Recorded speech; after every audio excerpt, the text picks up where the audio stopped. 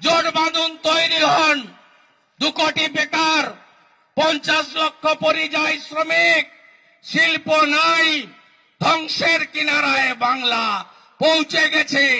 100 দিনের টাকা চাই। 54,000 কোটি টাকা দিয়েছিলাম আমরা। নরেন্দ্র মোদীজির দেশের সরকার 1 কোটির বেশি ভুয়া জব কার্ড। যারা জেনুইন জব কার্ড হোল্ডার, কাগজ গুছিয়ে রাখুন, আমরা আপনাদের টাকা দিয়ে দেব ভারত সরকার। কিন্তু তার আগে চোরেদের জেলে যেতে হবে। চোর ধরো, চোর ধরো, চোর চোর চোর ধরো। 100 দিনের টাকা মেরেছে যারা, তাদেরকে ছেড়ে দেওয়া উচিত, হ্যাঁ কিনা বলুন? তাই 100 দিনের টাকা চোরদেরকে আগে জেলে ঢোকাতে হবে।